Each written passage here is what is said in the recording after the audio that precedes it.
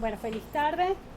Gracias a las personas que nos acompañan hoy, amigos, amigas, de verdad, hoy que están aquí con nosotros en, en esta actividad especial que estamos haciendo con Malu Valerio. Pasen adelante. En el marco de la exposición El tiempo se diluye, un diálogo con las recetas de cocina de Antonieta Sosa. Y, y bueno, gracias a Malu por esta oportunidad, por invitarme a ser parte de este proceso, de esta experiencia que ya comenzó hace un par de semanas aquí en Abra, y también por supuesto Abra, y que nos abrió las puertas para hacer esta actividad en el marco de Zona de Despeje, ya en su séptima edición, que es un programa que comenzó hace ya un par de años, ya como 3 años, gracias al impulso inicial de la colección Patricia Phelps de Cisneros. Después que yo me retiro de la fundación, queda el entusiasmo por seguir haciendo actividades con los artistas aquí con la comunidad, con el circuito de arte en Venezuela, y surge esta posibilidad de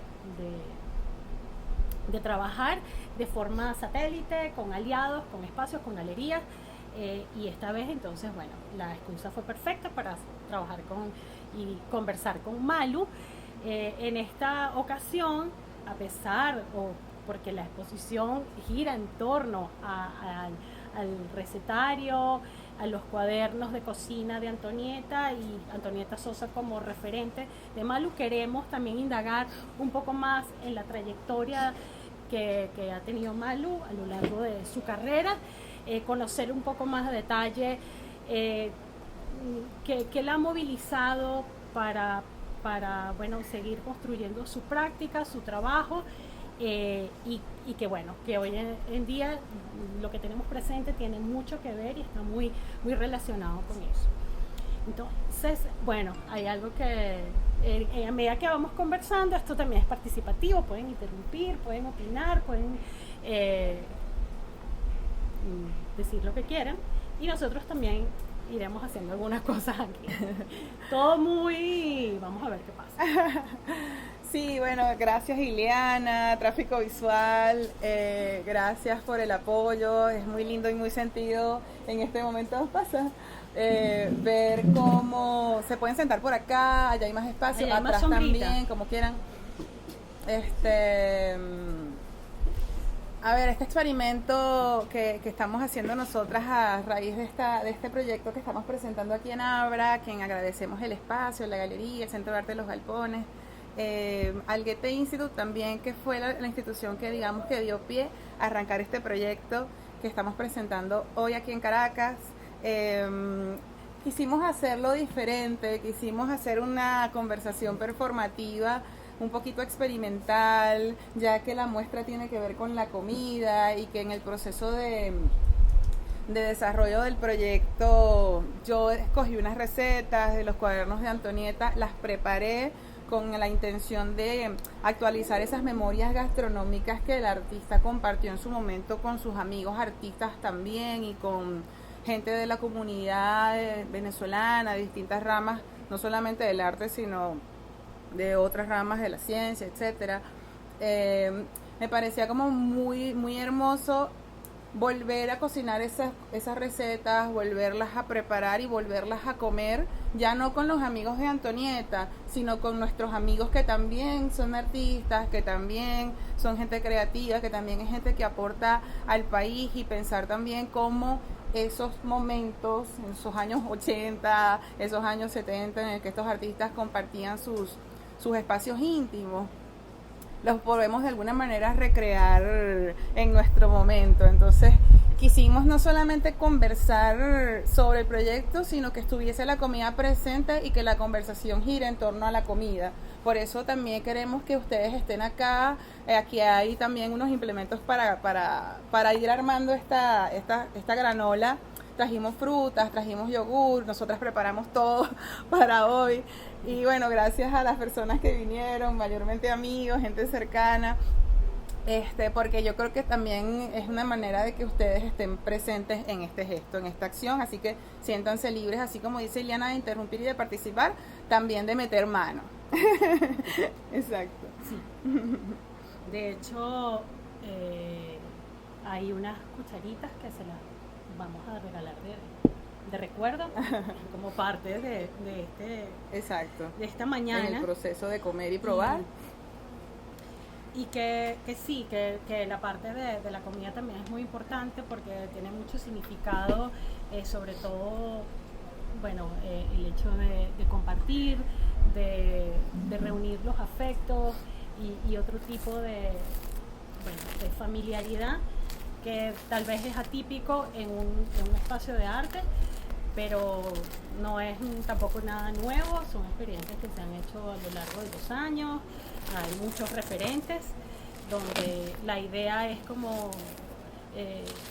ser más porosos en nuestras relaciones, donde el espacio del arte del cubo blanco se rompe y entonces empezamos a hacer como un poco de actividades que hacemos más en la cotidianidad.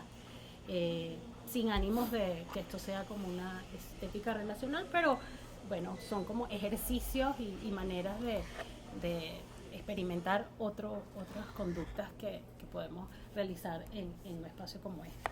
Yo quería primero presentar a Malu para los que no la conocen todavía, una breve reseña. Malu es de Cumaná, de la costa nororiental. Ella creció entre la isla de Margarita y otras ciudades de Venezuela. Estudió, bueno, ya casi que sus últimos años de primaria en la Gran Sabana. Ella dice en su reseña que viene de una familia nómada. Durante su infancia, adolescencia, vivió en diferentes ciudades del país, también fuera de él. Tuvo estadías por distintos países de Sudamérica, en un viaje familiar desde Colombia hasta el sur, en Argentina, e hizo su retorno a través de Brasil. Bueno, es egresada del Instituto de Estudios Universitarios, Estudios de Artes Plásticas Armando Reverón. Bueno, realizó un diplomado en la Sala Mendoza, también otros estudios más vinculados con los derechos humanos, que también es una área de Malu que queremos conocer, más esa faceta de activista, de defensora de los derechos humanos, cómo comparte su trabajo, su investigación con ese otro perfil que demanda también, que es muy exigente, emocional, mentalmente. Y bueno, tiene una serie de exposiciones que las vamos a ir comentando en esta mañana. Pero yo quisiera que comenzaras contándonos acerca de ese, bueno, naciste en la costa, pero también esos viajes familiares, porque esos viajes eran tan movidos, y qué te brindó para tu formación, para tu aprendizaje y más allá para vincularte en el arte, ¿no? Pero háblanos de esa primera parte, de esa Malu más chiquita. Más. Sí, bueno, mis padres eran personas muy como exploradoras y buscadoras. Ellos se denominaban como buscadores. Y les gustaba como siempre estar conociendo otros contextos, experimentar como otros mundos. Y siempre tuvieron como muy claro de que la importancia de moverse, ¿no? de cambiar de lugar. Nosotros de chiquitas siempre estábamos, todos los fines de semana era agarrar carretera y recorrer el país. Eso era como lo básico mínimo. Todos los fines de semana andábamos en un sitio diferente. También como Cumaná tiene tantas playas, pues era como típico que salíamos del colegio los viernes y con el mismo uniforme nos íbamos a la playa y regresábamos el domingo tarde. Así mi mamá lavar los uniformes rápido porque el lunes había que arrancar otra vez en el colegio. Pero cuando yo tenía estaba como en sexto grado, tenía 10 años más o menos, 11 años, mis papás ya tenían rato como queriendo que nos fuéramos a vivir a la Gran Sabana. Mi mamá quería que viviéramos la experiencia ya libres bueno, de toda la contaminación que hay en las ciudades, a pesar de que vivíamos en Cumaná, que es realmente un pueblo, pero una ciudad-pueblo, pues que no se molesten la gente de Cumaná, yo quiero mucho Cumaná. Es la primera ciudad del continente, dicen, la primogénita, es la primogénita, pero es una ciudad muy pequeña, es una ciudad con poca actividad, digamos, cosmopolita, pero aún así a ella le parecía que estábamos como demasiado, como sujetas a lo que la ciudad impone, lo que la sociedad impone. Entonces ella dijo, no, yo quiero que mis hijas vivan como lo esencial de la vida, que aprendan a valorar lo fundamental. Y bueno, nos fuimos a la Gran Sabana porque ella quería que viviéramos sin luz eléctrica, sin agua corriente, sin las cosas básicas que se nos hacen como fundamentales, que creemos, ¿no? Que pensamos que son fundamentales y sin las cuales no podemos vivir, para que aprendiéramos a valorar otras cosas y a entendernos también con el mundo de otras maneras. Entonces, claro, vivir allá significó valorar muchas cosas. Primero, estar en un territorio virgen, porque ni siquiera estábamos en Santa Elena o en el Paují, sino que estábamos en un caserío literal de 4 casas que se llama Solís, que queda como en el medio de la nada, al lado del Pozo Catedral, entre 2 ríos, y ahí vivíamos nosotros en una casita de madera, mi papá, mi mamá, mi hermana y yo, con mi perrita, entendiendo cómo dialogar con el entorno natural esencial, pues, y las noches eran maravillosas, teníamos noches de vigilia, nos creamos actividades para entender esa otra cosmogonía. Por ejemplo, no, esta noche no vamos a dormir porque esta es noche de visualizar el espacio. Entonces teníamos 10 años. 10, cumplí 11 allá. Era como, vamos a ver unos atlas, cargábamos unos atlas del espacio y entonces nos quedábamos las noches despiertas toda la noche observando las constelaciones. O bueno, esta noche de luna llena nos toca caminar hacia las minas de cuarzo y así hacíamos caminatas nocturnas, alumbrados solo con la luz de la luna llena, que en la Gran Sabana es potentísima, como no hay contaminación lumínica, se disfruta pero al máximo. O estas noches de visualizar relámpagos, porque es noche de tormenta y en la Gran Sabana llueve a cántaros, pero cuando no llovía donde nosotros estábamos, sino que llovía kilómetros más allá, entonces nos sentábamos con unas sillas de extensión en unos miradores simplemente a ver los relámpagos hasta que se acababan las tormentas. Y así, pues realmente fue una experiencia increíble. Además, el tema de la minería, ¿no? Porque en ese momento, te estoy hablando como de 93, 92, 93, 94. La minería siempre ha existido, pero no a la escala que hay ahorita. Entonces, claro, era una minería muy pequeña, como artesanal, y estaban ¿se acuerdan de los garimpeiros? Estaban con las surucas esas grandotas como sirviendo el agua con la arena. Y nosotras entender esa otra economía muy distante a la nuestra, ¿no? Igual sabíamos que habían diamantes allá atrás, entonces, pero sabíamos que para nosotros lo importante no era eso, pero también teníamos conciencia de que estaba eso allí, entonces que había unas personas que iban para allá, caminábamos y a veces veíamos conchitas de oro en la arenita, en los bordes de los ríos, ¿no? Y tener como esa conciencia de que cuál es el valor real de este espacio. Mis padres siempre tuvieron como de enseñarnos eso. Y recuerdo una experiencia muy fuerte con mi mamá. Mi papá estaba, porque mi papá bajaba a Santa Elena a abastecerse de comida y tal. Comprábamos gasolina por bidones así. Él lo montaba en la camioneta y teníamos gasolina nosotros en nuestra casa y él llenaba... recargaba el tanque de la camioneta y él bajaba a hacer mercado y subía y comíamos, no teníamos electricidad, no teníamos nevera, o sea, entonces teníamos otras maneras de conservar los alimentos, o si comíamos proteína era la que había que comer en ese momento y así, y comíamos otras cosas, pues granos, enlatados, etcétera. Y hubo un incendio provocado porque hay como una práctica también que los pemones dicen, bueno, vamos a limpiar la selva, entonces lo que hacen es quemar. Son unas quemas controladas, pero bueno, son unas prácticas un poco complicadas de entender también para nosotros ahorita. Y se les fue de la mano y el incendio cruzó la carretera, eran carreteras de tierra, cruzó la carretera y nos llegó a nada. Recuerdo haber estado mi hermana y yo con mi mamá, con un bolsito cada una y un tobito de agua paradas al frente de la casa y mi mamá así cuidándonos y nos dijo, hijas, o sea, tenemos que como preservarnos nosotras tres acá. con la perrita. Y pasó una cosa milagrosa, el viento empezó a soplar al contrario y el fuego se alejó. Una cosa insólita, una de esas cosas que nada más pueden pasar en la Gran Sabana. Y después entonces regresas. ¿Regresas a Venezuela? Regresamos bueno, estamos en Venezuela, estamos en la Gran Sabana. Y regresamos a Oriente. Okay. Regresamos a Cumaná. Y cuando entras, bueno, me estabas hablando que eras 10 años. Sí, como con 12 ya regresé. 12. Sí. Tu adolescencia, decides estudiar artes. ¿Esa fue tu primera decisión? ¿Cómo tú tuviste alguna relación previa a la universidad, a la Reverón, con el arte? ¿Cómo en esos recorridos, en esos viajes, esas comunidades, cómo surgió ese interés por la artesanía, por los textiles?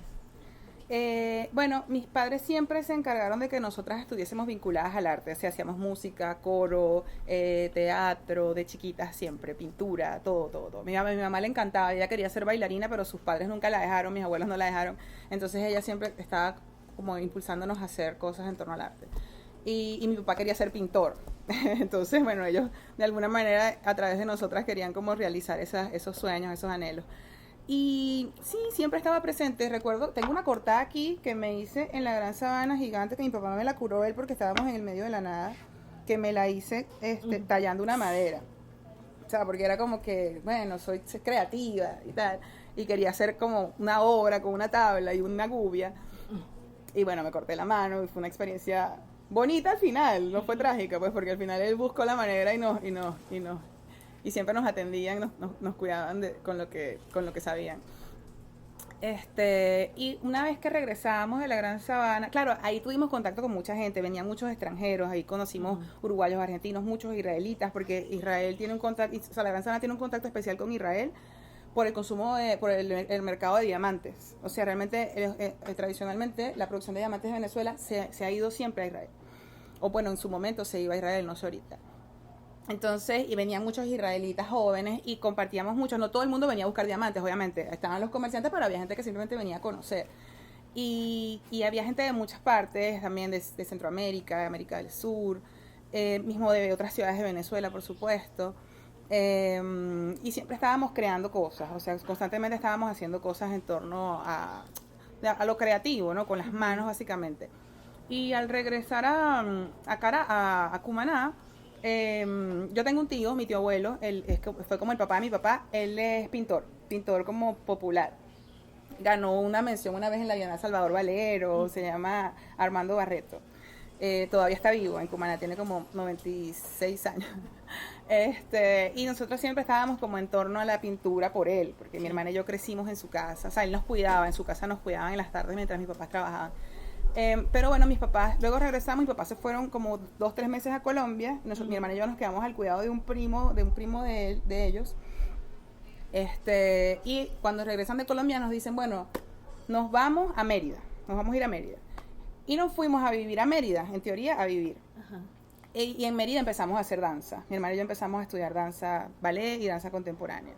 Pero bueno, yo era muy grande y entonces siempre era como gigante, era la más alta, era demasiado grande y, ¿sabes? Como que desentonaban entre el grupo de bailarinas. Y eso me generó como un complejo, ¿no? Porque mi hermana era como pequeña y menuda y flaquita. Pero bueno, siempre estuvo como el arte ahí en proceso. luego me preguntaste cómo llegué a la Reverón. Si te molesta también ponte los lentes. Sí, es que yo soy fotosensible y el sol, el resplandor. Perdónenme que estoy hablando así. Es el sol. Y bueno, luego que vivimos en Mérida un tiempo, ellos decidieron regresarnos a Cumaná. Después de 6 meses viviendo en Mérida, haciendo danza, vivimos en Mucunután, en una villa preciosa, en medio de la montaña. Cultivábamos fresas, teníamos unos animales, un corral con animales y tal, muy lindo. Pero bueno, ellos decidieron regresarnos a Cumaná porque mi papá se sentía muy lejos de la familia y ahí decidimos que nos íbamos a hacer ese viaje por América del Sur.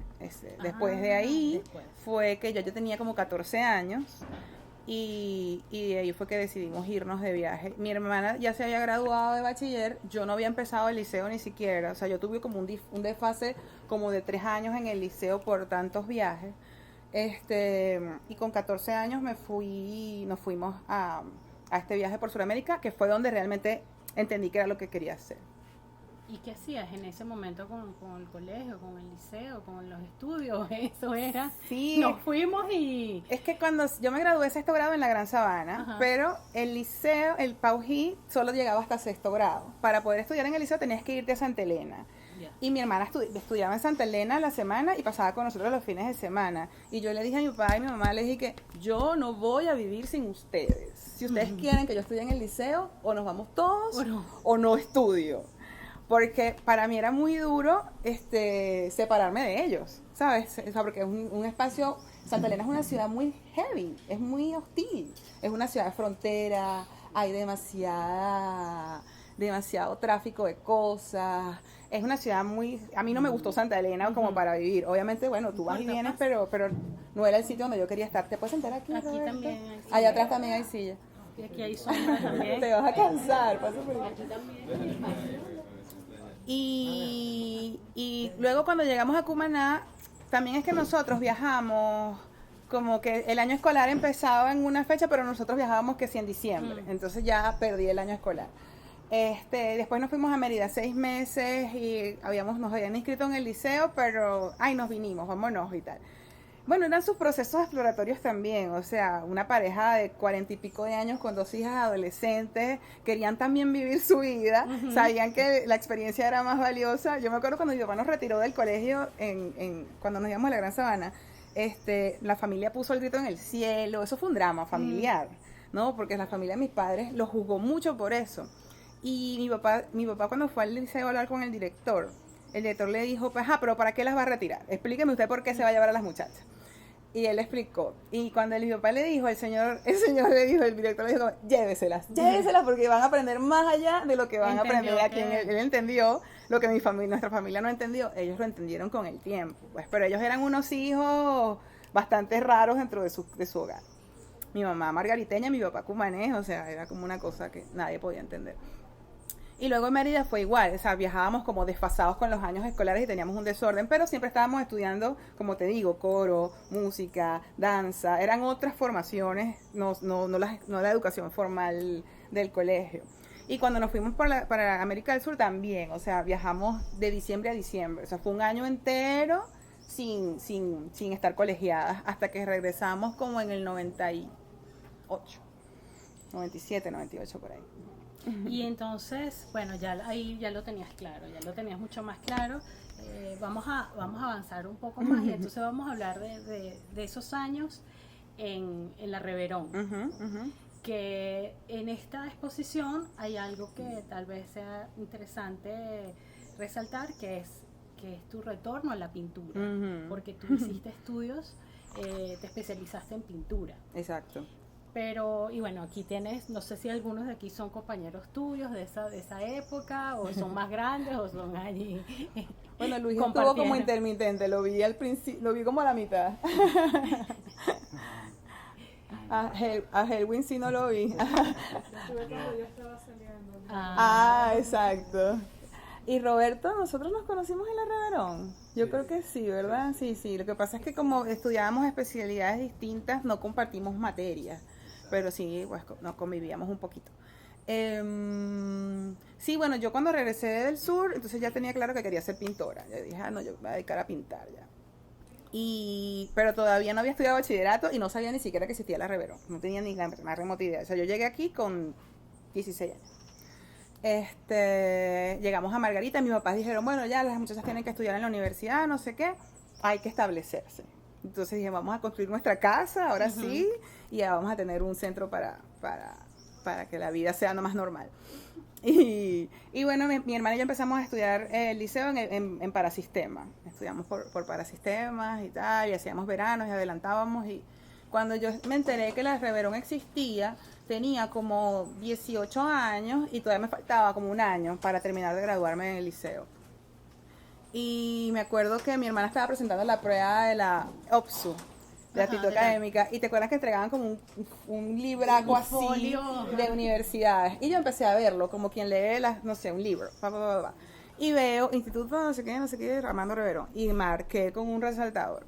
Vi el UDET también, lo marqué, y el UDanza, marqué todos los de arte, y cerré el libro y me olvidé. Y yo seguía en mi vida, obviamente pintaba en las tardes, yo estaba viendo clases allá de pintura en Por la Mar, y en las mañanas iba al liceo.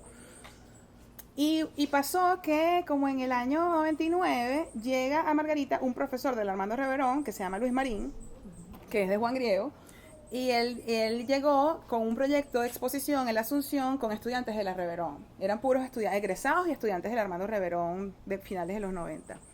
Y él escribe a una gente de allá en la Asunción y le dice, mira, yo quiero conocer a los artistas jóvenes de Margarita, qué están haciendo la gente joven aquí en Margarita.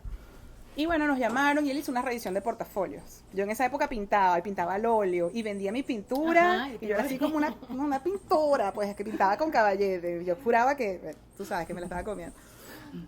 Y entonces, no creo que me la estaba comiendo, no. Yo, me pasó algo que en Perú, a mí me impactó mucho todo el tema inca, me impresionó demasiado esa cultura, y ahí fue como cuando yo decidí que quería ser artista, en Puno y en Cusco. Y entonces yo me la pasaba en el hotel, le pedía prestados a los guías turísticos que mis papás contrataban para que nos llevaran a las ruinas. Yo les pedía libros, préstenme los libros, folletos, y yo estaba en la habitación del hotel en las noches escribiendo una libreta y anotando los dibujos. Me encantaban todos esos diálogos entre el pez puma, esos animales híbridos de los incas y los símbolos. Como venía también de haber compartido con una comunidad pemona en el Paují, también tenía como esa sensibilidad con el tema indígena. Y bueno, yo llegué pintando símbolos, hacía como cosas simbólicas, medio surrealistosos. O sea, imagínate que puedo pintar una adolescente de 15 años, o sea, ese tipo de cosas. ¿Conservas algo de eso? En mi familia tienen cosas de eso, sí.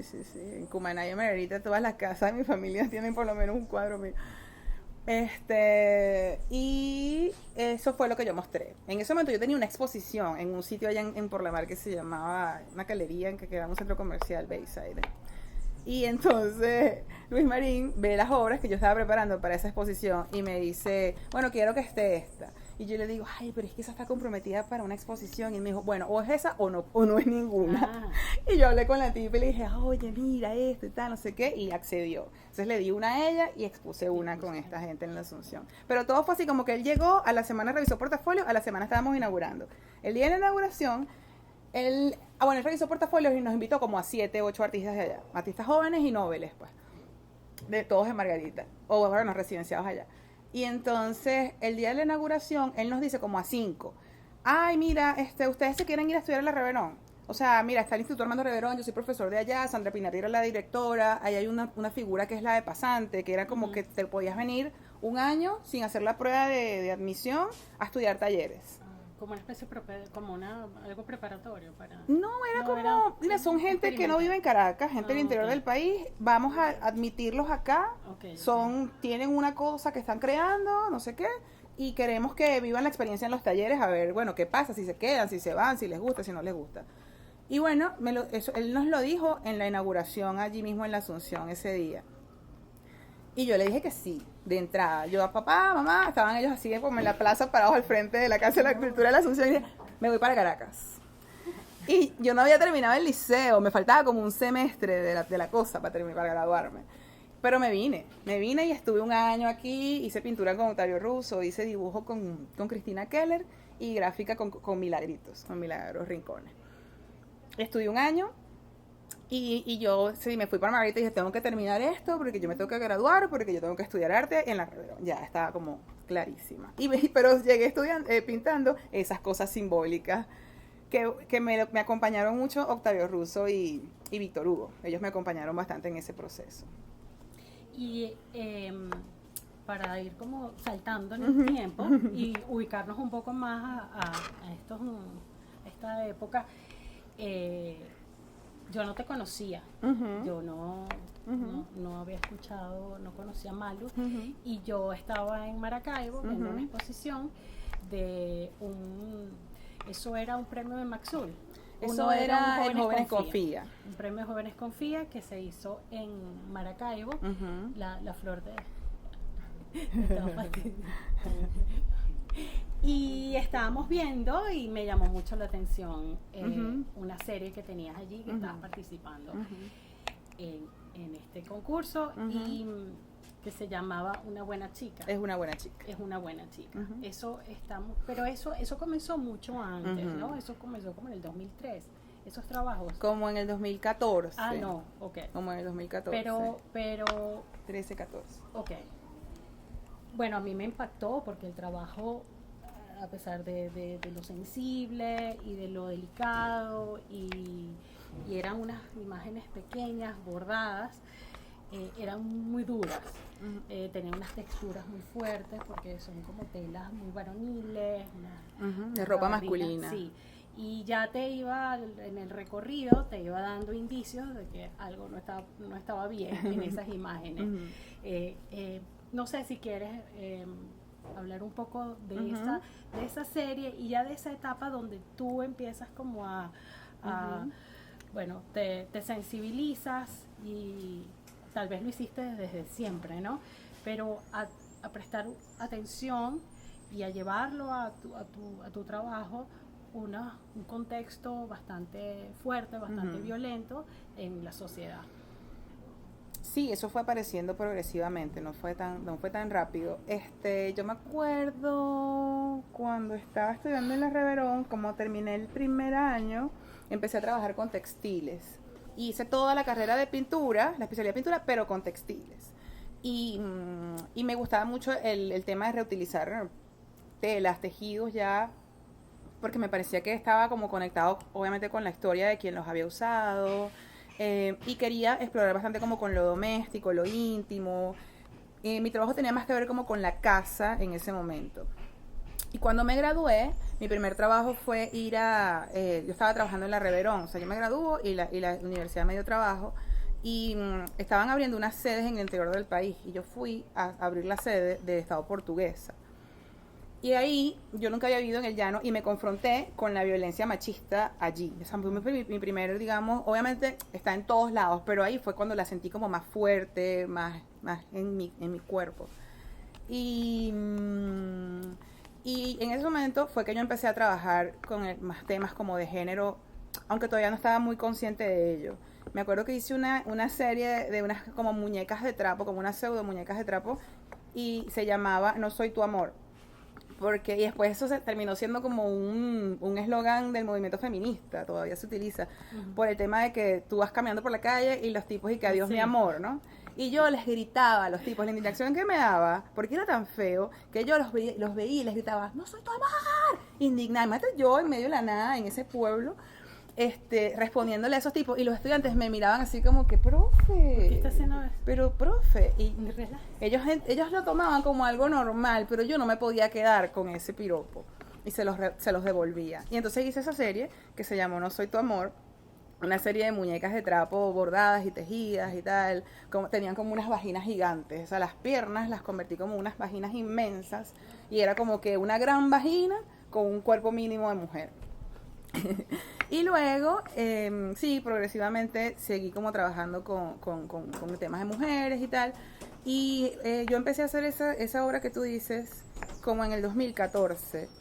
Fue a raíz de una noticia que vi en la televisión del caso de una chica, se llamaba Jessica Durán, que el marido la mató a cuchilladas en la casa y la picó en pedazos con los cuchillos de la cocina y la metió en el refrigerador. Eso pasó aquí en el estado Táchira, en San Cristóbal, en el año 2014.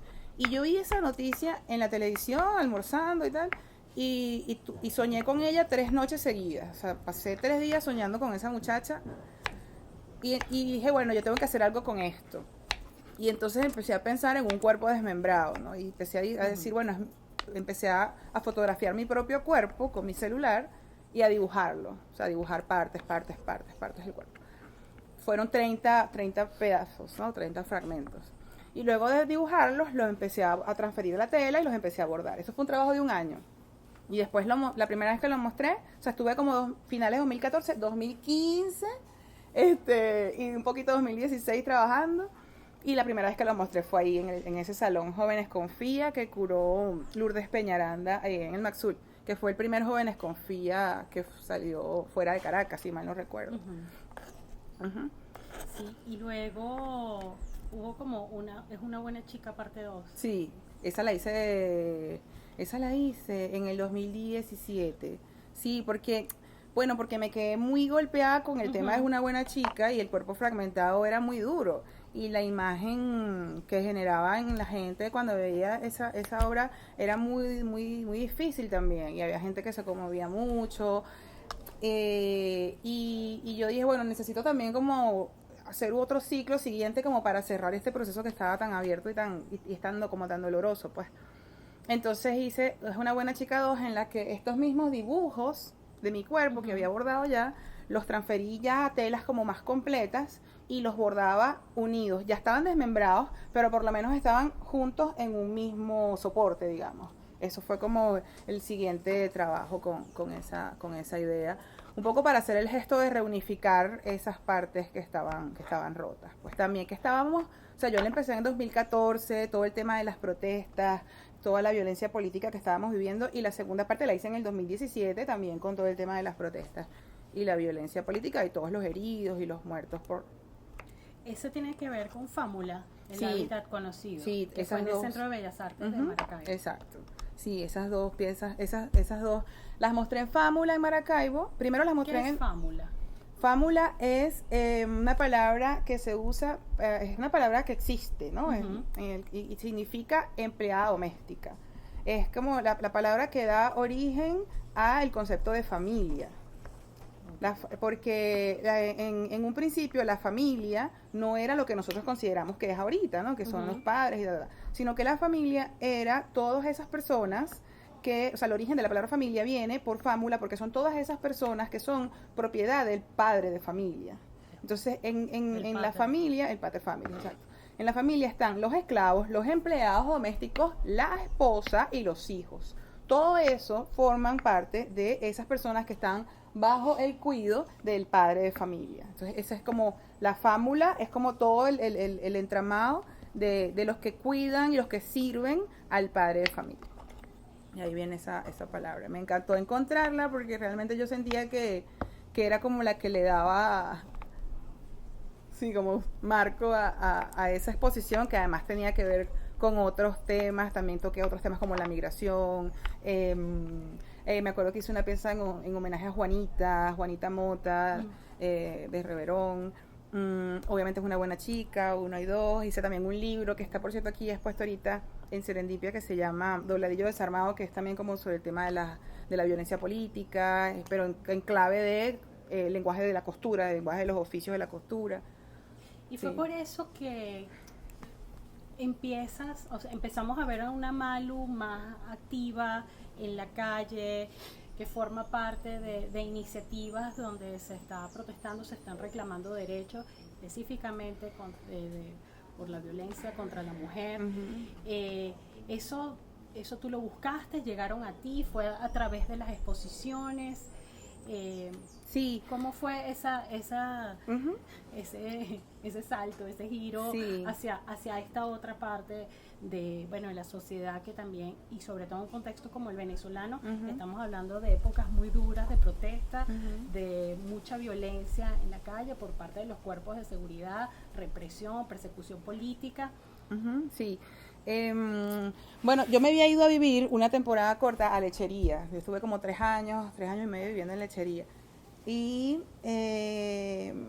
recuerdo que en ese momento daba clase en UNEARTE, allá en UNEARTE Puerto La Cruz, y tenía muchos estudiantes que en el 2017 empezaron a participar en las protestas. Obviamente toda la ciudad se paralizó y tal, y era muy fuerte porque, los chamos estaban haciendo las molotov, enfrentándose con los cuerpos policiales, y cerquita donde yo vivía en la avenida Arismendi, ahí en Lechería, y cerquita estaba la Plaza Puerto Príncipe, que era como el bastión de la oposición allá en ese municipio. Y ahí pasaba todo. Y estaba a 2 cuadras, 2, 3 cuadras. Entonces las bombas me llegaban a la casa.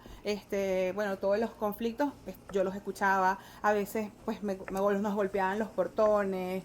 Estaban los estudiantes ahí, entonces era como que vamos a ver qué están haciendo los chamos, cómo están los chamos, llevarles comida, no sé qué, acompañarlos también. Y hubo un momento, ¿se acuerdan cuando infiltraron personas a estas protestas que, bueno, llegaron las tanquetas y allí al frente había una tanqueta? O sea, donde estaban nuestros estudiantes, habían unas tanquetas y una ballena apostada permanentemente.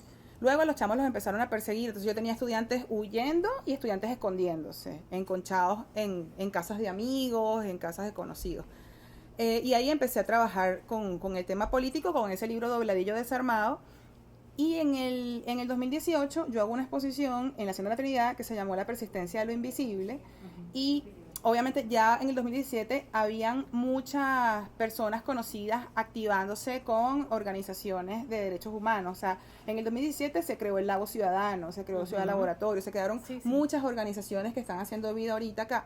Y yo tengo amigas que forman parte de esas organizaciones. Entonces, ellos fueron a ver mi trabajo, empezamos a compartir, ellos me invitaban a las protestas, yo las acompañaba y fue a partir de 2018, en principio acompañando las acciones de calle del Lago Ciudadano, que yo empiezo a entender lo que estaba pasando también con la defensa, porque yo no sabía nada de derechos humanos, yo estaba trabajando con temas de género, pero desde el arte. Yo no me sentía en ese momento ni una defensora, ni una activista, ni nada. Yo era una artista que estaba tocando estos temas por unos problemas a los cuales yo estaba siendo sensible.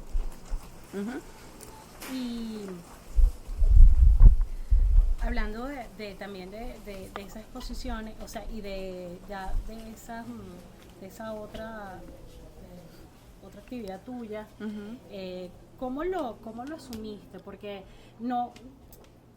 tu trabajo artístico y también tu activismo se han ido cruzando sin ser excluyentes y sin ser determinantes. Entonces estábamos hablando el otro día de, por ejemplo, el trabajo que hiciste con Linda Loaiza, particularmente para los que creo que todos conocen en general el caso de Linda Loaiza, ¿cómo surgió ese nexo? ¿Cómo se dio y cuál fue el trabajo que hicieron en conjunto? Sí, yo conocí a Linda por esa exposición en Hacienda de la Trinidad. O sea, yo tenía la muestra, obviamente yo sabía quién era Linda, conocía su historia, pero no nos conocíamos, nunca nos habíamos visto. Y ella fue a visitar la hacienda con su familia y se encontraron que estaba mi exposición montada y ella entró y se hizo fotos, porque fue muy lindo, porque Linda me escribió luego y iban pasando y ella iba con su mamá y con un amigo. Y en realidad fue la mamá la que se dio cuenta que iban como caminando hacia Cacao y ven la casa y ven el título de la exposición. Y la mamá se lo leyó. ¿Y cómo era? La persistencia de lo invisible. Y la mamá le dice, mira Linda, la persistencia de lo invisible, como tú. Y entonces es que ellos van y entran a la casa. Y ella ve la muestra y se hace una foto con el título y hace un post en su cuenta de Instagram sin conocerme. Y me etiquetó. En ese momento yo estaba en Margarita. Y me llega la notificación en Instagram, y estaba con mi papá y fue una cosa como, wow, no lo puedo creer. O sea, estaba muy emocionada porque Linda es una persona que queremos mucho y que respetamos mucho.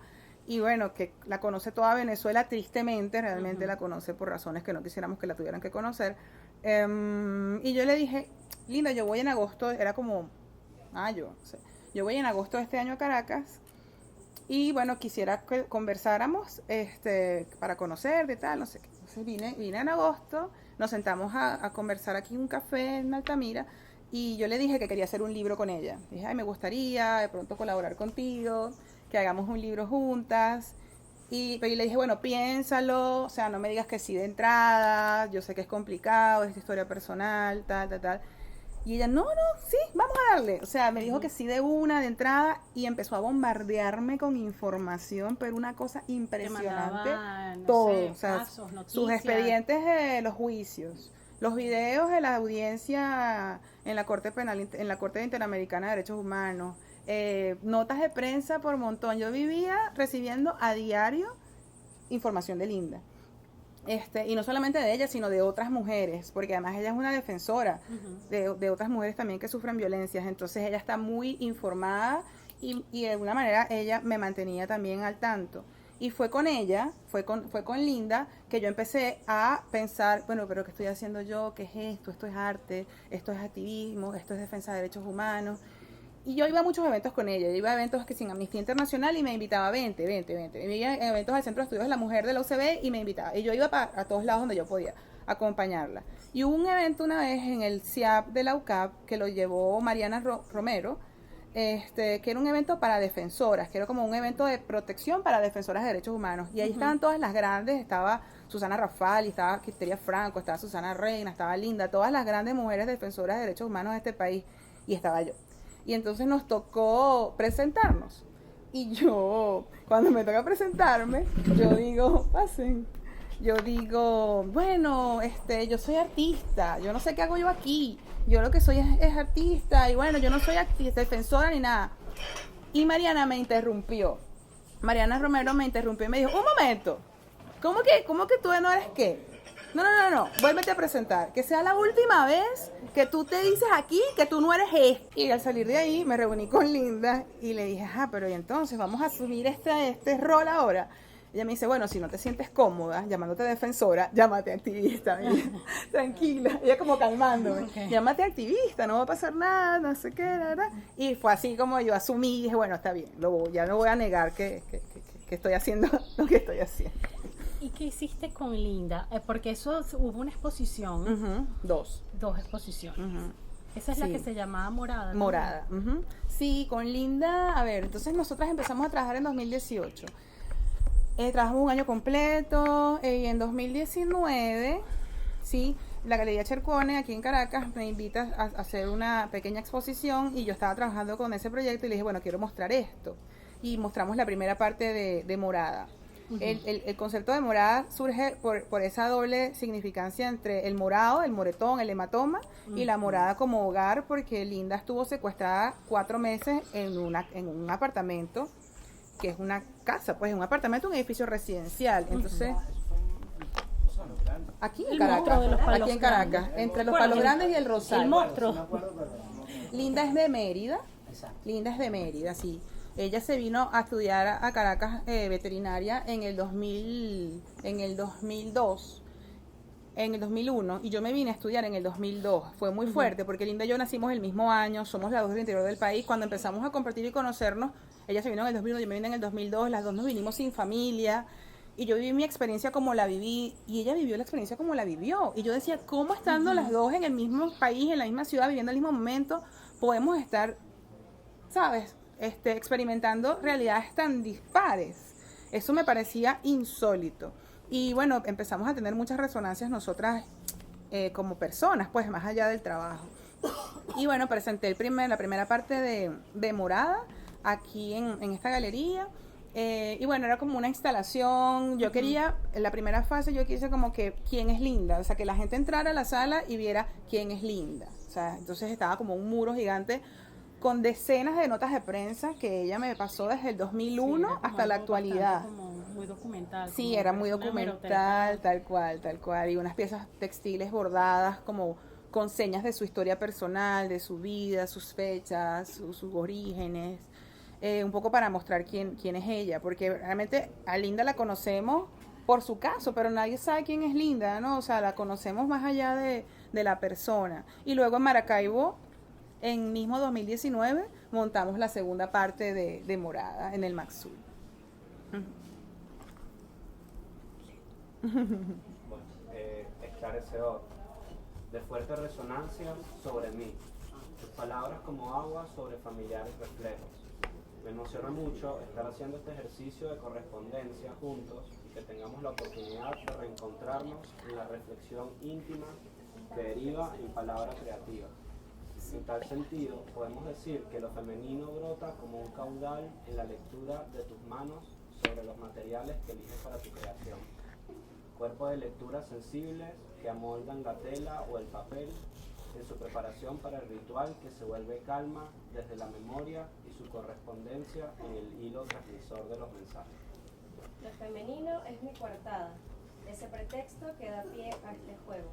Los materiales que escojo me definen corpóreamente. Al manipularlos y transformarlos, experimento este hecho en mí como parte del material transmutado. Ese excedente de la obra que no es necesariamente visible, la vida. El tejido y su valor antropológico, que permite el flujo de relaciones culturales, te permite canalizar relatos familiares, cotidianos o de razón social. Es decir, obra como denuncia o con una valoración desde tu sensibilidad femenina. Sí, los entrecruzamientos existenciales pueden ser narrados desde el entramado. En él estamos entrelazados, entretejidos en un matorral de vivencias y determinaciones. Forjar el ejercicio del autoanálisis en paralelo a la indagación sobre diversos aspectos socioculturales que demandan mi atención ha sido posible desde el oficio manual, de alguna manera sin percatarme del todo. Inició esta relación hace unos cuantos años, que hasta ahora percibo como una solución plena, capaz de guiarme sensiblemente entre múltiples corrientes de las aguas de una vida.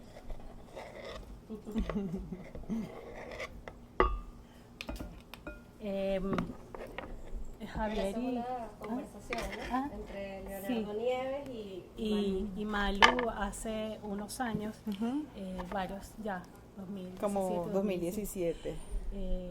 Bueno, conozco también a Leonardo Nieves y su trabajo también está relacionado con el textil, con el bordado. Es amigo de Malu y bueno, había conversado con los dos, estaba muy al tanto de lo que estaba haciendo con Malu y en esa época estábamos haciendo con Tráfico Visual preguntas por encargo, una complicidad entre amigos y artistas, como que bueno, tú le preguntas a él o tú le preguntas a ella y por algunas afinidades, algunos temas en común y ellos aceptaron hacer este intercambio que cuando uno vuelve a leer se encuentra con una cantidad de temas muy interesantes, de otros significados más allá de ese trabajo del oficio, ¿no? Porque los dos son también artistas de taller, de mucha dedicación, de tiempo, y bueno, surgió, está disponible en la página y de verdad que uno vuelve otra vez a ese diálogo y es muy rico, es muy bonito. Entonces vamos a ir escuchando algunos momentos de eso. Pero yo les aviso. Yo les aviso cuando. Para seguir con ese orden temporal. Luego viene, bueno, ya estás muy activa, ya estás muy presente en los espacios, en la calle y en la galería y en los espacios expositivos y participas en el premio Mendoza y resultas ganadora. El premio es esta residencia en Lugar a Dudas, un espacio de residencia artística muy reconocido en la ciudad de Cali, en Colombia.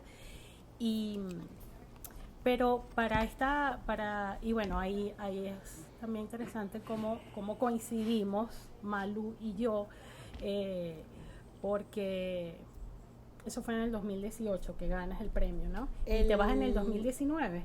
La convocatoria fue 2018, pero el veredicto lo dieron se inauguró en el 2019 y el veredicto lo dieron en el 2019. Y ya la propuesta tenía que ver con la migración.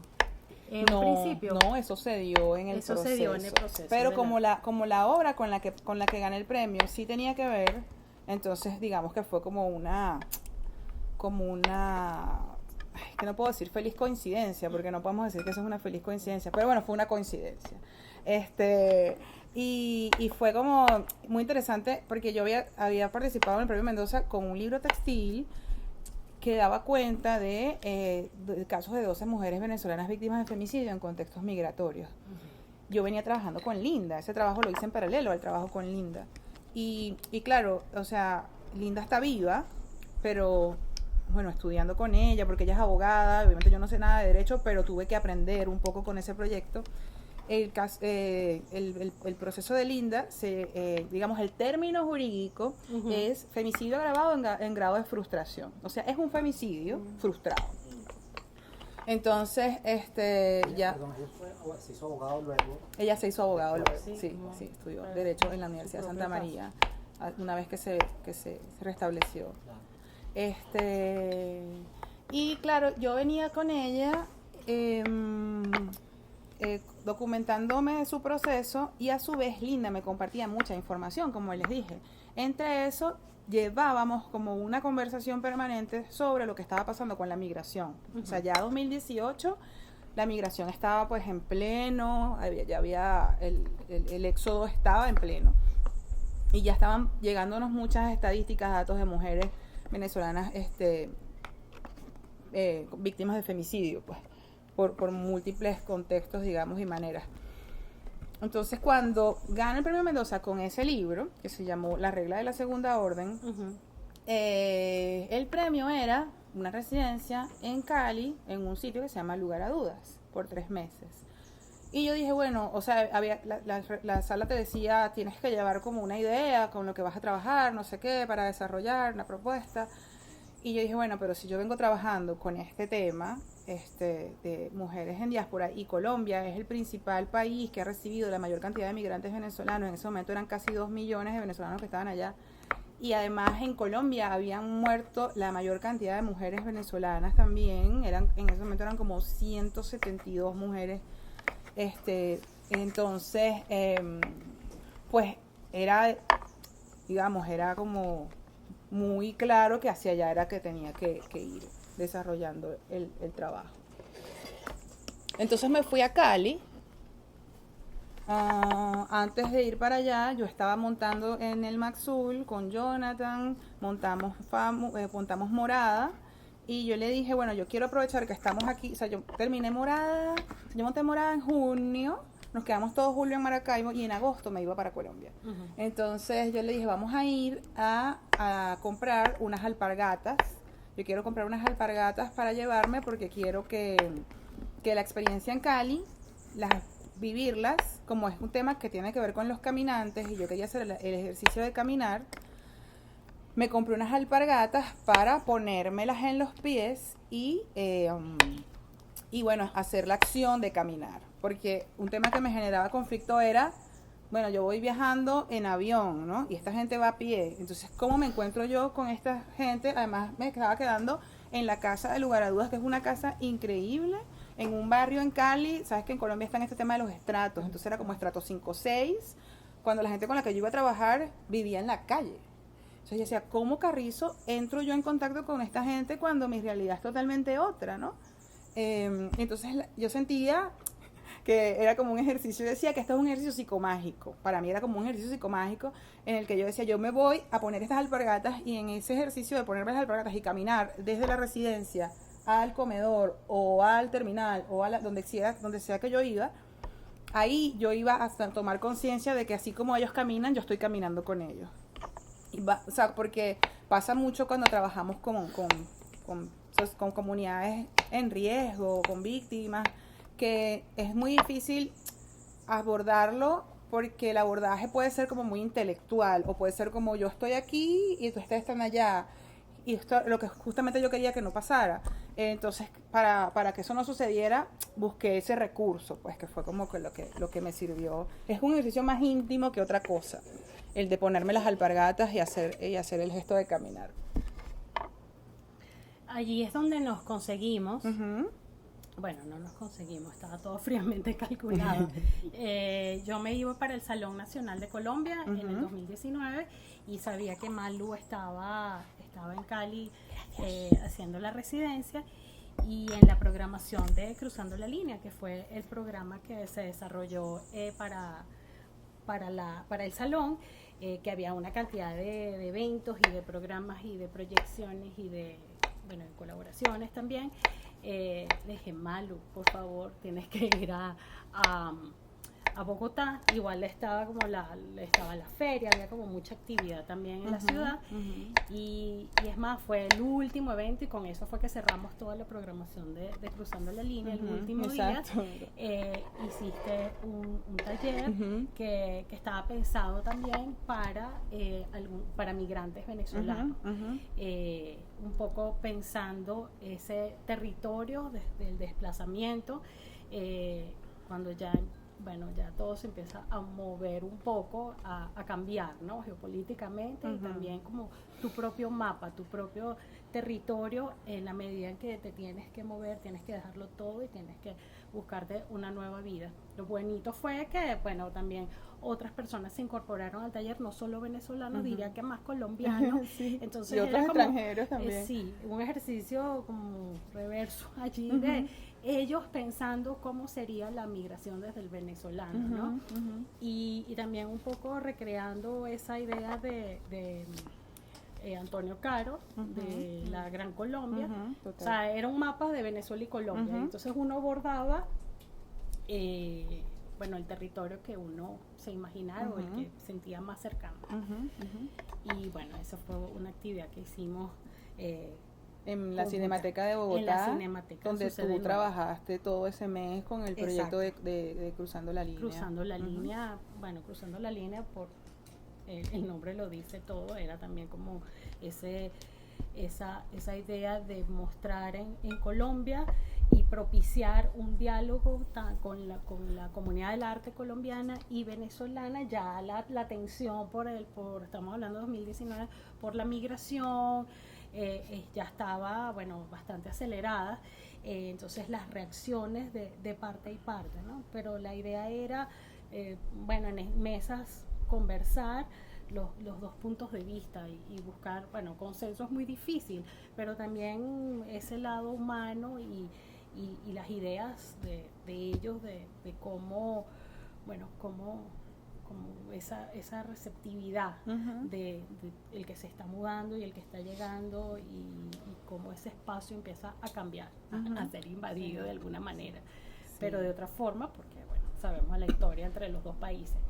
Entonces la idea no era, era como una participación muy digna, sin victimizar la condición del venezolano por la crisis, sino como establecer eso, una conversación, si era posible. Yo voy a mandar aquí porque me equivoqué en el guión y entonces lo mandé repetido, pero voy a mandar Pasen, se pueden sentar. Mientras tú buscas allí, sí, eso que dice Iliana de los mapas, yo me acuerdo estando en Cali, yo le escribo a Jonathan y le digo, oye, yo quiero darle a las personas un soporte para dialogar sobre su desplazamiento, ¿no? Y entonces él me ayudó, hicimos este dibujo digital en el que estaban los mapas de Venezuela y Colombia dispuestos en la hoja impresa, pero borradas las fronteras, no, este tema de la Gran Colombia exactamente, y borrados los nombres. Y entonces el ejercicio era decirle a cada persona, busca tu punto de partida y busca tu punto de llegada y traza tu recorrido. Porque hay un tema también con la geografía y con el movimiento, que de pronto la gente se monta en un autobús y llega a otro punto y no sabe por dónde pasó, por dónde se metió, y fue muy bonito porque estaba la gente dibujando su mapa impreso y ubicaban, qué sé yo salí de Ciudad Bolívar y llegué a Cali, y hacer ese recorrido, estábamos hablando de personas que estaban en situación de calle, que estaban trabajando de maneras muy informales, o algunos ni siquiera podían trabajar. Y entonces verlos a ellos, ¿sabes? Cuando estaban haciendo ese trazado, era increíble lo que pasaba, porque se sentían como empoderados. Decían, yo estoy despojado de todo, pero yo logré esto, ¿no? Y yo me acordaba de la hazaña de los libertadores. Yo decía, si Bolívar atravesó los Andes libertando estos países, estos territorios, esta gente está haciendo su propia liberación. O sea, ellos están también caminando esta ruta y se están liberando a sí mismos. Ya no están liberando un territorio, sino que en su psique, de alguna manera, ellos están llevando a cabo un movimiento de autoliberación. Fue muy bonito, no pensé que eso iba a suceder. pero eso fue lo que llevamos después a Bogotá. Claro, yo lo había trabajado con ellos en Cali, dibujado. En Bogotá lo hicimos bordado. Y luego al regresar aquí a Caracas, lo hicimos otro taller acá. Entonces la gente en Bogotá bordó su experiencia con la migración. Algunos no eran migrantes, muchos no eran venezolanos, habían colombianos, había gente de otros países, de Europa, otros países de América del Sur. Y cada uno interpretó su visión de lo que eran esos desplazamientos entre estos dos países. Y luego en Caracas, al regresar de la residencia, lo volvimos a hacer. Y también fue muy chévere porque estaba entonces el relato de la gente que se quedó, de los hijos que se quedaron o de los padres que se quedaron sin sus hijos. Entonces esa obra después se mostró en la Sala Mendoza y se llama Bogotá Caracas, y la monté en dos sleeping bags, son unas bolsas de dormir. Entonces de este lado está Bogotá, que son todos los bordados que hicimos en Bogotá, y de este lado está Caracas, que son todos los que hicimos aquí en Caracas. ¿Hacia dónde apunta este flujo de ideas que direccionan tus imágenes?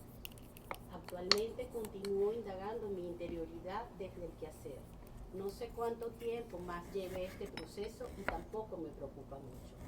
Me asumo como sujeto base de mis intenciones, que a su vez son espejos de un mundo impreciso e indivisible. La base de mis propósitos es la sanación, y al sanar es expansivo. La idea de recobrarse generalmente es percibida por el otro partícipe y puede llegar a manifestarse en forma de respuesta gestual o verbal, que en ocasiones da pie a nuevas interrelaciones que hacen expansivo este entretenimiento. Mi guía es la intuición y la sensibilidad. El cuerpo y el alma son los monitores.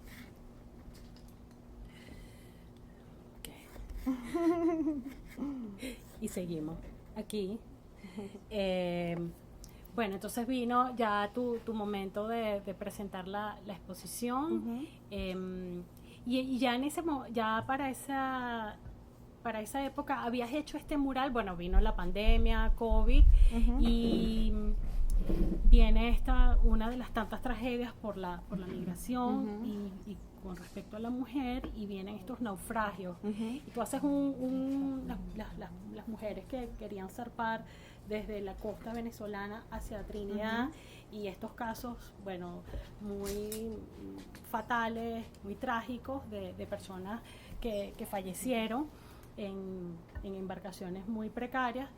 Y tú dibujas unos mapas, pero son unos mapas colaborativos, porque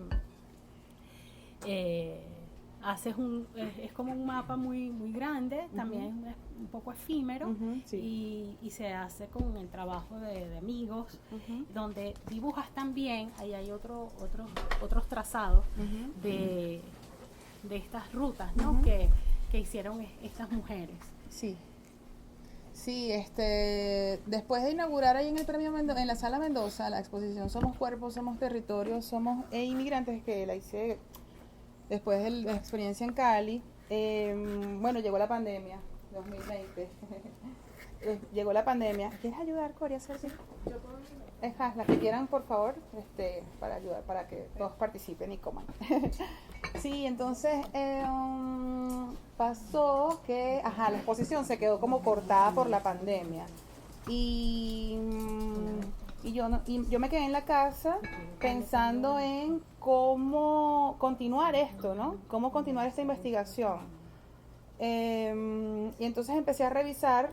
Ya había trabajado un poco con el territorio terrestre, ¿no? Con los mapas, pero pensaba en el territorio marítimo, en las aguas territoriales, en esa otra Venezuela que no dibujamos nunca, que son las aguas territoriales del país, que también son el país. Y bueno, por mi vinculación con el Caribe, ya nací en Cumaná, que es una ciudad portuaria, una ciudad marítima y fluvial, y crecí en Margarita. Bueno, tengo todo este vínculo con el mar y con los desplazamientos a través del mar. Y empecé a hacer unas exploraciones que las llamé aguas territoriales. Luego empecé a trabajar esta otra serie que se llamó Maritorio, bueno, con continuación de esta, y en ese proceso, a finales de 2020, ocurren los primeros naufragios. Bueno, no eran los primeros, pero de ese ciclo que fue muy fuerte, fueron los primeros. Ya naufragios por migración vienen habiendo ya hace varios años atrás. Y entonces empecé a hacer esta serie Maritorio, Y en enero de 2021 me invitan a una exposición también en Chercone Gallery y me invitan a hacer el mural afuera. Y entonces yo digo, bueno, yo quiero hacer un mural participativo, una acción mural, invitar a amigos artistas, activistas, a que pensemos en el mar, a que recreemos ese espacio de playa, o sea, porque para nosotros cuando pensamos en el Caribe, no pensamos en naufragio, no pensamos en la muerte, no pensamos en huir, pues pensamos en disfrutar, en recargarnos, en la vida, en el juego. Y yo dije, bueno, vamos a hacer un homenaje a esta gente, a estas personas que están sufriendo estos procesos tan complejos, pero lo vamos a hacer celebrando también la vida y la posibilidad de restablecer algún orden en algún momento en ese territorio. Y entonces, pueden pasar. Por allá hay más sillas, se pueden sentar por acá. Si quieren se sientan acá. Acá hay una silla. Y bueno, esa acción se llamó Maritorio. Hicimos la acción, me acuerdo que nos apoyó bastante todo el equipo del Lago Ciudadano. Y allí construimos este gesto a principios de 2021, todavía estaba la pandemia y fue también muy simbólico porque fue una de las primeras oportunidades que tuvimos para volvernos a ver, para volver a encontrarnos con exposiciones presenciales después de haber estado encerrados por la pandemia. Y obviamente pues con ese gesto de valoración a esas personas que han sufrido la violencia de Estado y han tenido que huir del país a través del mar. Eso es. Y en eso te engancha, o sea, te has quedado también bastante comprometida. Uh-huh. Y por eso es cuando la pregunta al principio, cómo fuiste tejiendo uh-huh. ese otro mundo de mujeres uh-huh. que están defendiendo los derechos que nos representan. Uh-huh.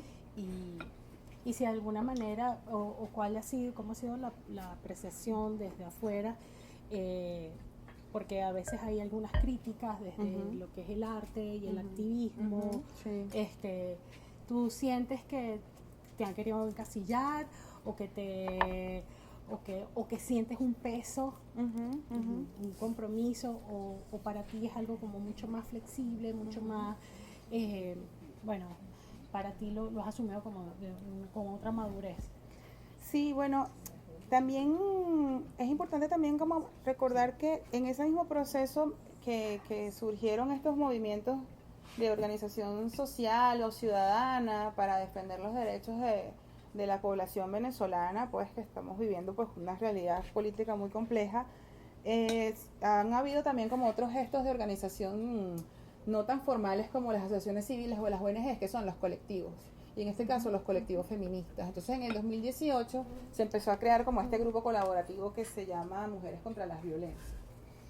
Y bueno, empezamos a hacer acciones de calle también en paralelo.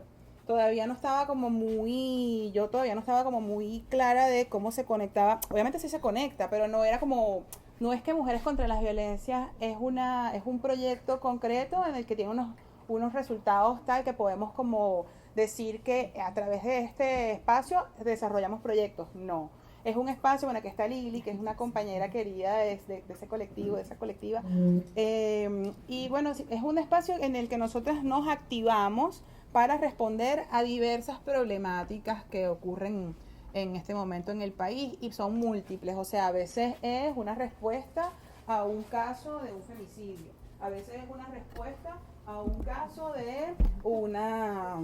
de una violación, a veces es una respuesta por un caso político, por el salario, por la defensa del salario, las mujeres trabajadoras, y también están todas las luchas feministas que nos arropan no solamente en Venezuela, sino a nivel global, que son los temas por la defensa del derecho a decidir por nuestros cuerpos, el derecho a la interrupción voluntaria del embarazo, el Día de la Mujer Trabajadora, el 27 de noviembre, que es el Día de la Erradicación de las Violencias contra las Mujeres. Entonces, no, en ese caso yo lo vivo como una más. O sea, nosotras nos sumamos cada una dentro de sus fuentes de desarrollo, de pensamiento, de producción. Cada una crea. Por ejemplo, Lili, ella lleva un espacio que se llama Mujeres, Cuerpos y Territorios, que también trabajan con las mujeres indígenas y defendiendo en los territorios vulnerados del país, porque hay un tema también de protección del medio ambiente y de un tema ecológico también, porque eso está hermanado con el Observatorio de Ecología Política de Venezuela. Y así, o sea, digamos que cada lucha alimenta a la otra y eso es muy bonito, porque el activismo al final no se centra en un solo eje. El activismo de género es múltiple y a través del activismo de género podemos denunciar la crisis ambiental, por ejemplo, que afecta también a las mujeres. Podemos denunciar las crisis de la minería de Estado, que afecta también a las mujeres. Podemos denunciar las crisis internas de las universidades, que también afectan a las mujeres trabajadoras o a las estudiantes. Y así, o sea, creo que la lucha feminista, lo rico de la lucha feminista es que es múltiple y es también como interdisciplinar también como el arte. Y allí a veces lideramos, digamos, proponemos acciones puntuales, pero en la mayoría de los casos nos sumamos a lo que también el movimiento quiere hacer. ¿Tú te consideras feminista? En este momento sí. Me lo preguntaron en el 2018 y no lo tenía claro, ¿te acuerdas? Allá en ¿Y ahora por qué sientes que sí? Porque o sea, ¿cómo lo asumes? porque en aquel momento no estaba informada. tenía un concepto muy rígido de lo que era el feminismo. Ahora entendí que el feminismo es lo que una quiere que sea.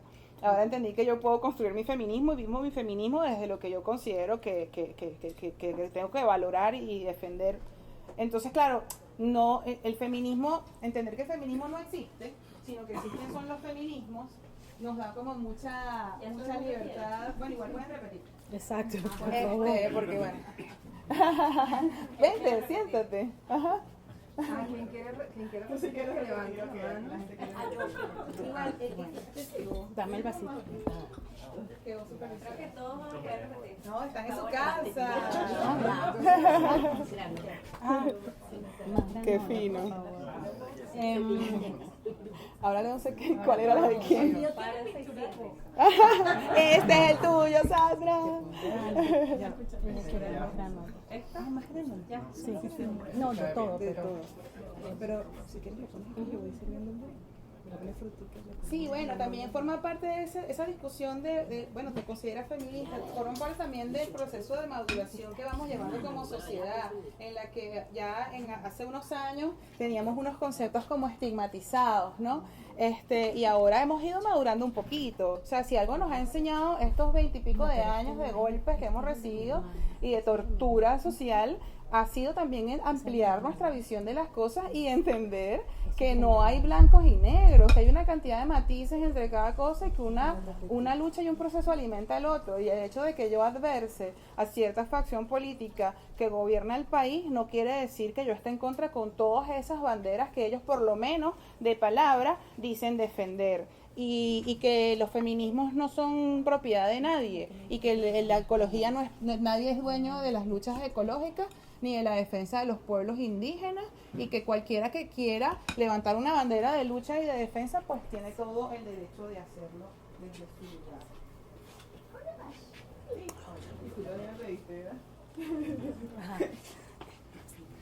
Vale, esta cosa como supuestamente como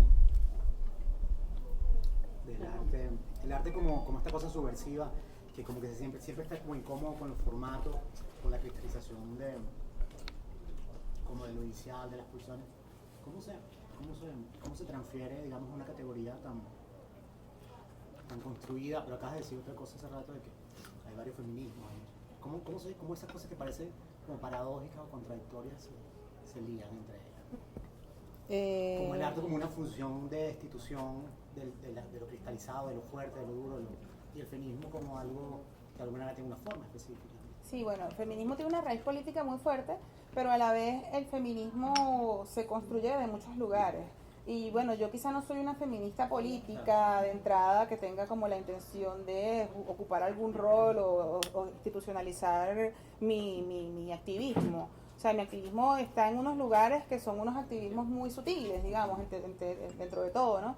Las colectivas sobrepasadas y mujeres contra las violencias son espacios colaborativos que no tienen ni siquiera figura jurídica y no la quieren tener, y que no tienen formas estáticas de ser, y que tampoco responden a unas figuras principales representativas del movimiento, sino que constantemente se están moviendo, que están incorporando otra gente se va, gente llega. Entonces, o sea, desde ese lugar el activismo feminista pues se siente más cómodo, lo siento yo como desde una relación más cómoda. No sé si para Lili sea diferente, porque quizás el activismo que tú realizas puede ser un poco más, sí, más, ¿cómo llamarlo? ¿Cómo lo llamamos? ¿Cómo separamos es que ¿para qué lo vamos a separar? ¿Para qué lo vamos a separar? Yo no lo veo como contradictorio, Luis. Es, yo no lo es veo. un derecho humano, es la defensa de derechos humanos. Sí. Artivismo. También, pues se le ha llamado así, activismo. Y a mí me gusta entrar en esos lugares que son incómodos y que son fastidiosos y que son problemáticos, porque honestamente, chamo, a mí el entorno del arte por el arte me aburre horrible. O sea, yo soy artista y yo hago obras y monto exposiciones y tal, y curo cosas, hicimos una cosa recién con el textil, porque el arte es apasionante y estamos para eso y tampoco nos vamos a separar del arte, pero el arte por el arte se convierte a veces en una cosa tan dura también, tan separada a veces de la afuera, que si no tengo el activismo yo creo que me aburriría un horror. Entonces es una manera también que he encontrado para no morirme de aburrimiento. Fíjate, lo que dije ahorita no es cierto, que el arte se presenta en instancias como una subversión, y no lo es, también es acatar, ¿no? El arte también es una categoría formal y también como muy fija. Exacto. Es lo mismo, ¿verdad? Pero a la vez no. Y Y a la vez no. muchos artes, ¿no? Exacto. Y hay muchos artes, y hay muchas maneras de encontrarnos en los espacios creativos también. Entonces, bueno, también es atrevernos a soltar un poco, o sea, lo que decía Ileana al principio, ¿no? De desdibujar como esas maneras, y eso es lo que estamos haciendo acá con este gesto mínimo para compartir con todos, desde lo más fundamental y lo más cotidiano, que es la comida, esta conversa performativa nuestra, bueno, que también la hacemos para divertirnos también, o sea, porque decimos, bueno, ¿para qué seguir haciendo?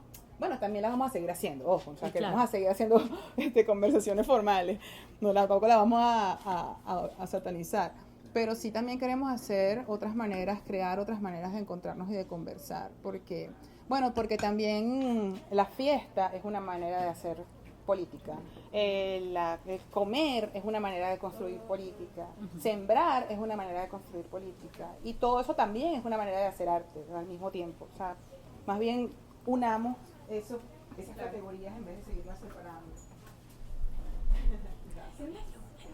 Si te dieran a elegir, ¿qué prefieres? ¿Desentrañar la maraña o el paisaje?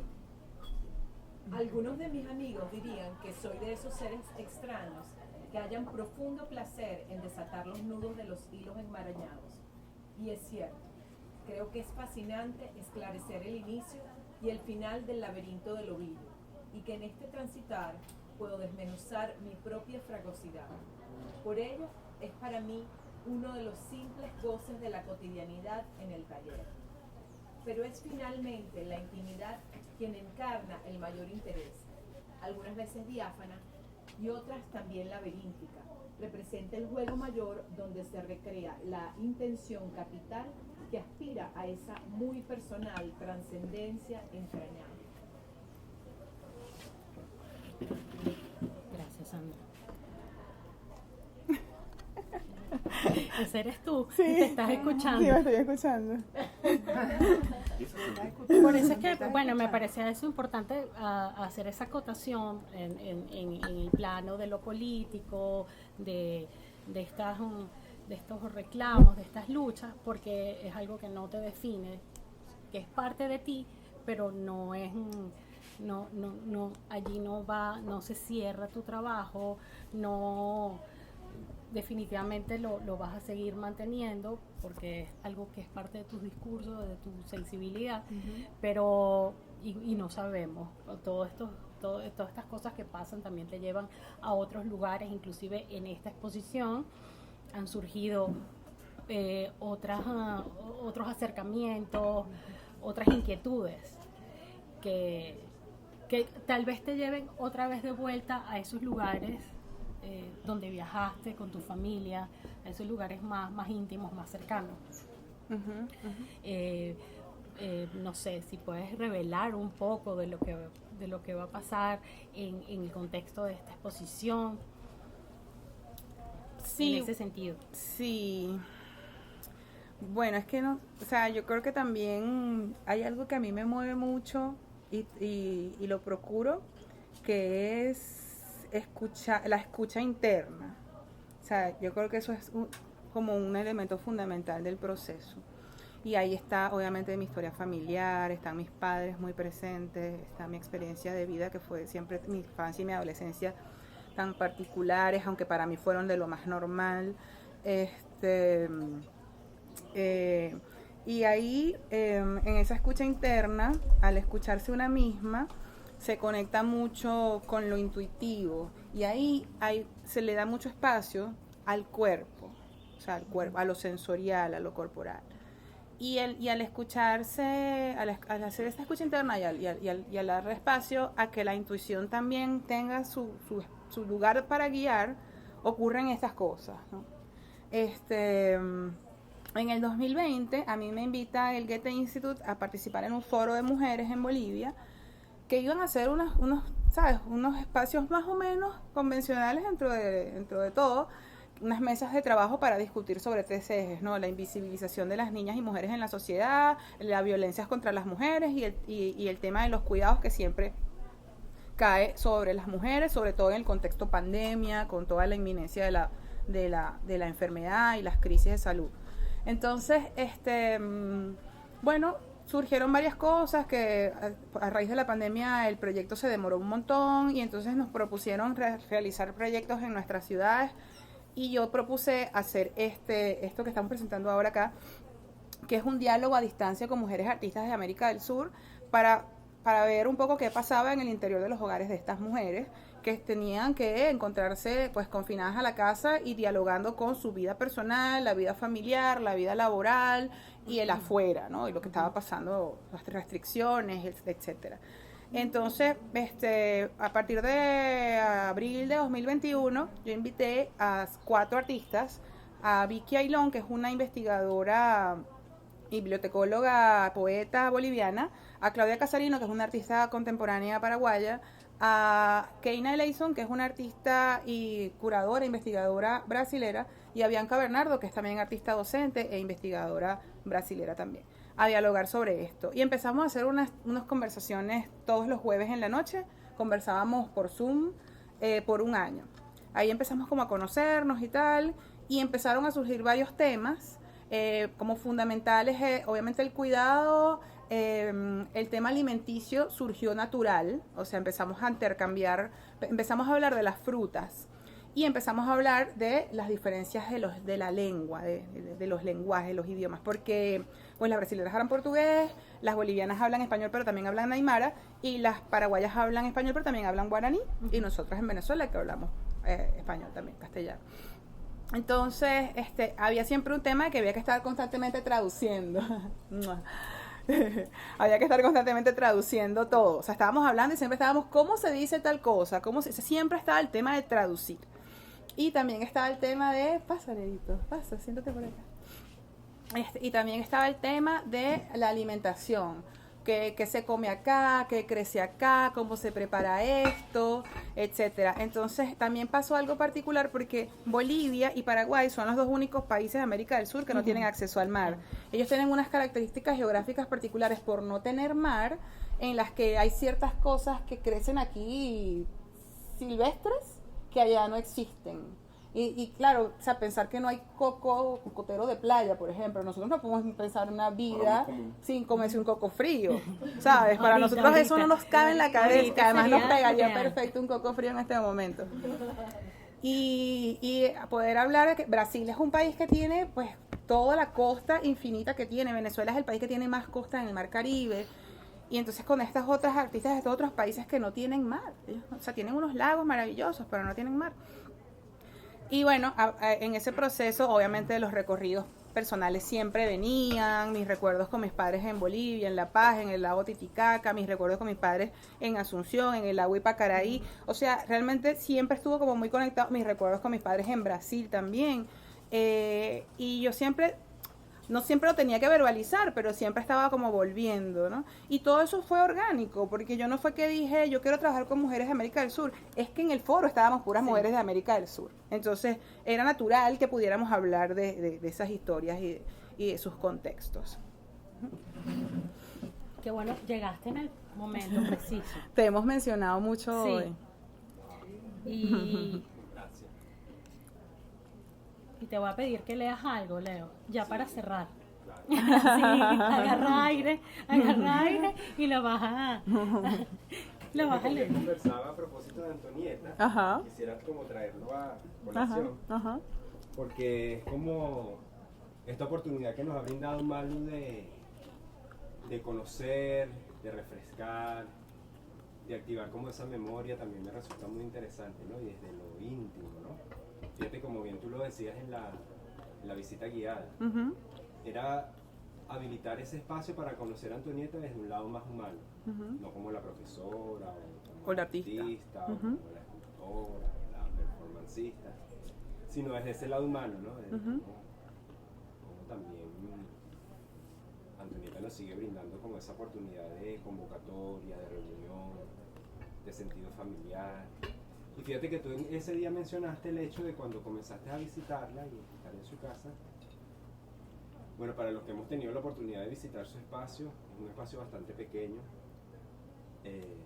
y sin embargo te das cuenta de cómo esa memoria también está viva a través de todos esos objetos, ¿no? Esos objetos que formaron parte de una exposición también muy emblemática, como lo fue Casante. Ujú.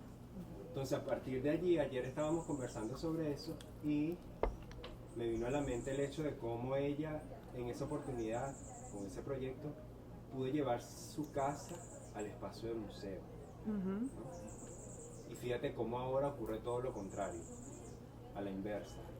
Cómo esos objetos ahora siguen conviviendo en su espacio de casa y la casa ahora parece más bien el museo, porque es una memoria viva que está allí latente en todos esos objetos, ¿no?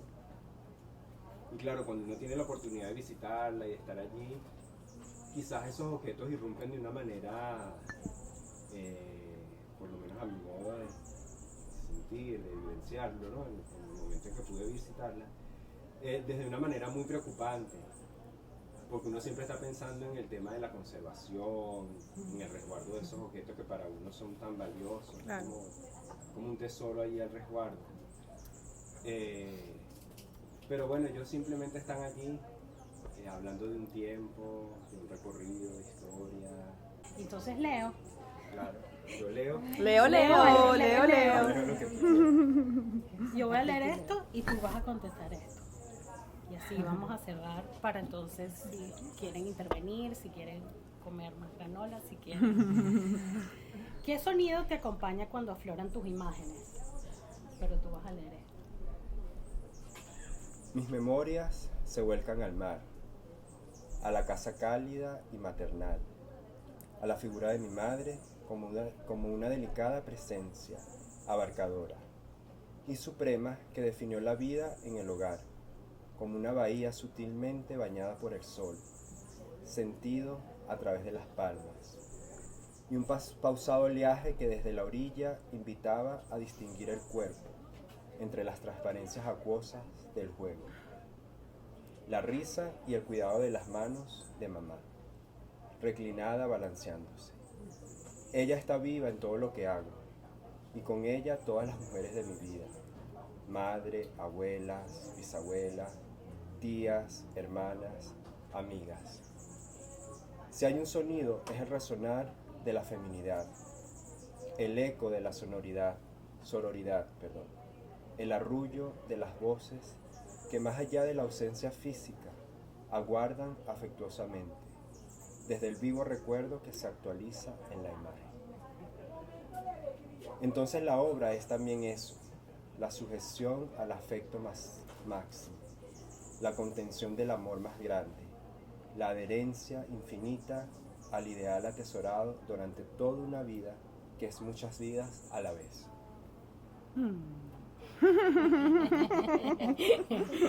Gracias por la... Bella. Gracias, Bueno, Leo. gracias, Malu. Gracias, Liliana. Súper lindo. Y gracias a ustedes. Gracias a ustedes.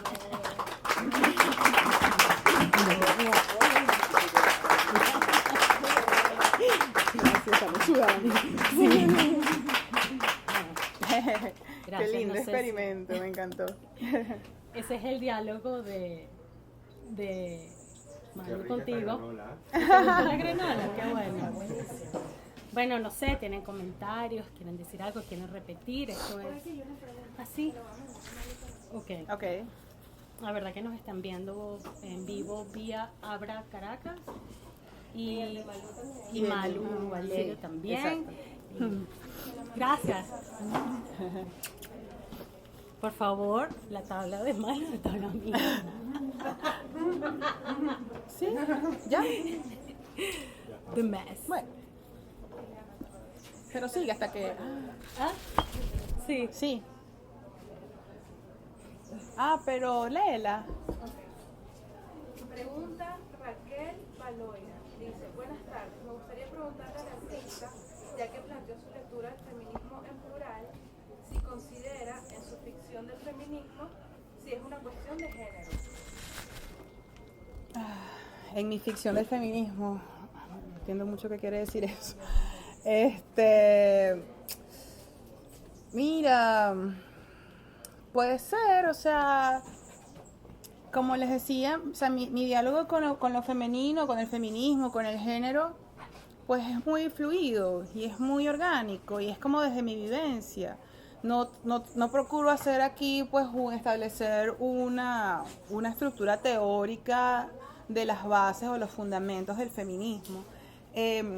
Por supuesto, el género es un tema que a mí me interesa y que yo cuestiono permanentemente y que para mí es un problema a pensar y a desarrollar siempre y está subyacente en todo. Si no trabajara lo doméstico, si no pensara en fámula, no me preguntara, bueno, ¿qué significa esto?